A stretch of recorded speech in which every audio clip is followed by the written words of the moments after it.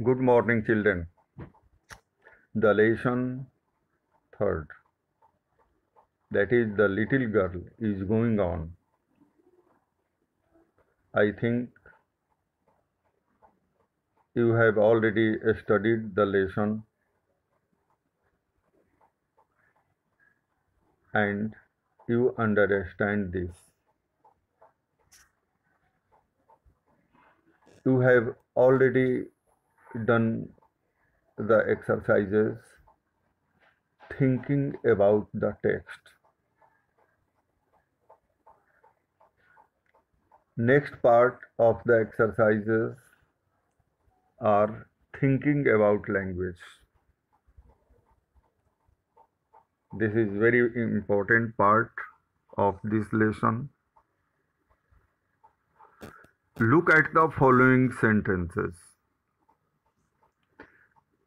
There was a glad sense of relief when she heard the noise of the carriage growing fainter. Here, glad means happy about something.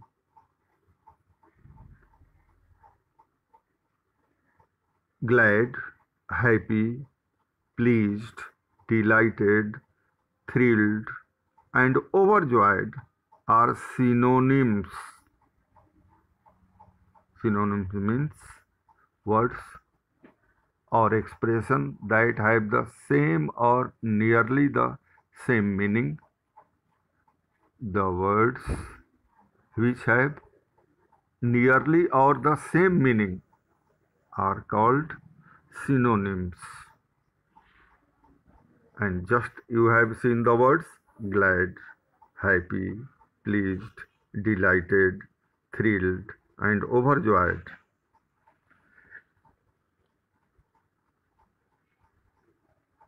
However, they express happiness in certain ways. Read the sentences below. She was glad when the meeting was over. Second, the chief guest was pleased to announce the name of the winner. Now, there are certain exercises. You have to see them carefully. Use an appropriate word from the synonyms given above in the following sentences. Clues are given in brackets. She was. Gap. By the news of her brother's wedding. Very pleased. So, what words can fill in this? You can fill this. She was thrilled. You can say. You think about this. She was thrilled by the news of her brother's wedding. Now the next exercise is there for you. I was to be invited to the party, extremely pleased and excited about. You have to think the word which means extremely pleased. Do you think? Please, you think about the word. She was. This is also, you have to feel a very happy word at the birth of her granddaughter. Extremely happy. So, in this way, you have to feel the synonyms of glad or happy in these 5 exercises. Your next exercise, number 2, study the use of the word big in following sentence. He was so big. His hands and his neck especially his mouth. Here, big means large in size. It is clear to you? Now, consult a dictionary and find out the meaning of big in the following sentences. The first one has been done for you. You are a big girl now. You are a big girl now. The word is older. It is already done. This has already been done. Exercise number 2. Today you are going to take the biggest decision of your career. So you have to write other word for the biggest decision. You can say most important decision of your career. Next, exercise number 3.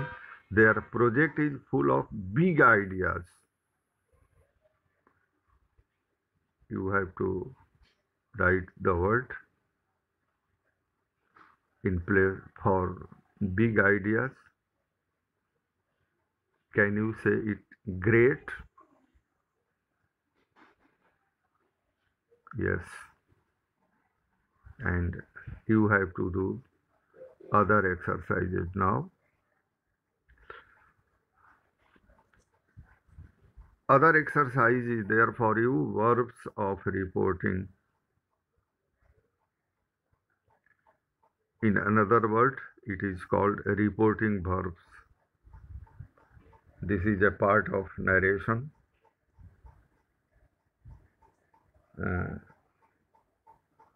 Reported, perhaps you have heard the word reported speech. But this is a reporting verb or verbs of reporting.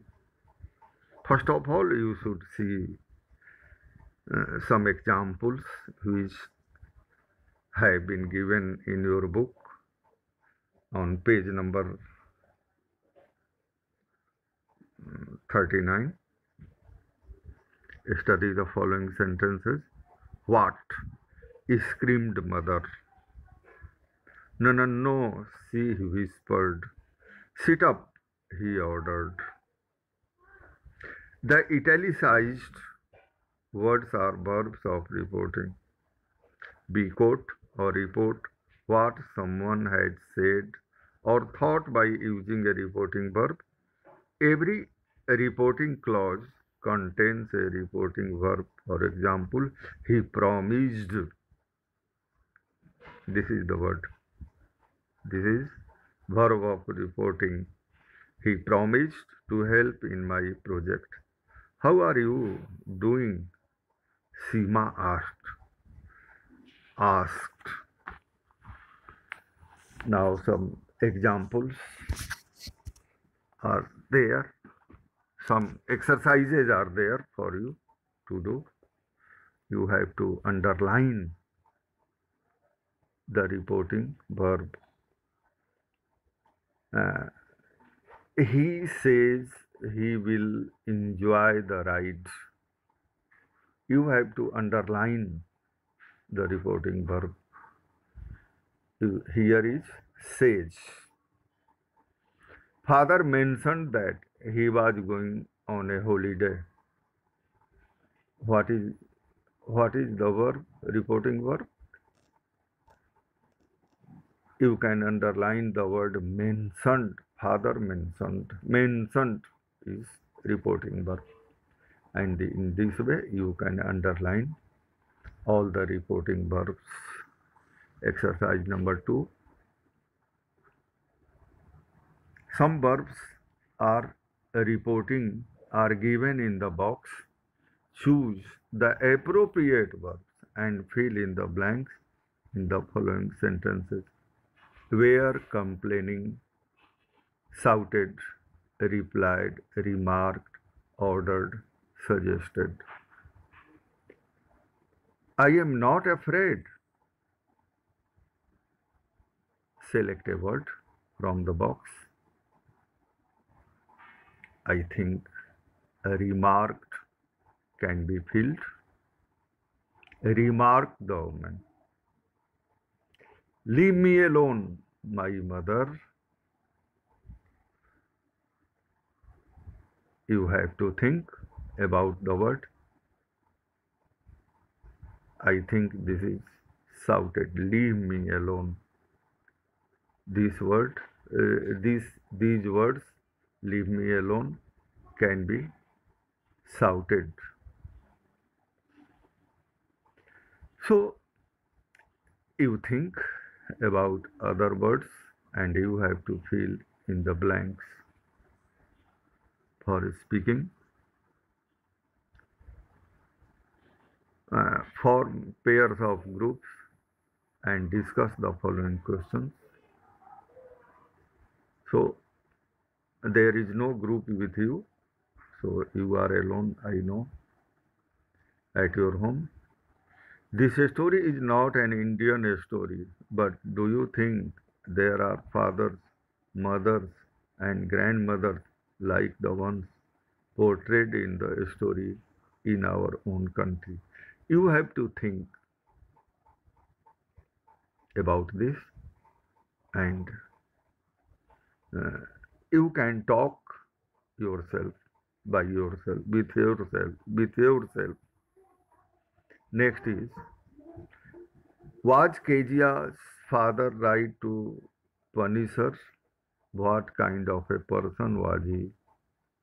You might find some of these words useful in describing him: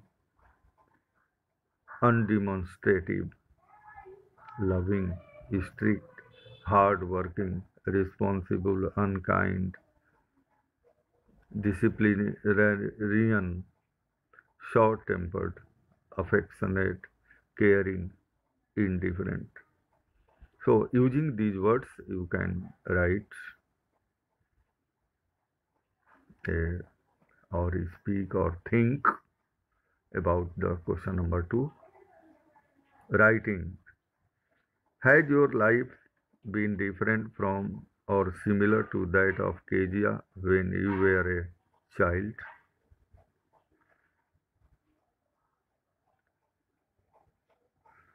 Has your perception about your parents changed now? Do you find any change in your parents' behavior vis-a-vis yours, who has become more understanding? What steps would you like to take to build a relationship based on understanding? Write 3 or 4 paragraphs discussing these issues from your own experience. You have to share your experience. You may write easily this. You have to compare the life of Kezia with your personal life when you were a child. So I think you can do this and try to answer these questions. I will answer all the questions after some time. Thank you.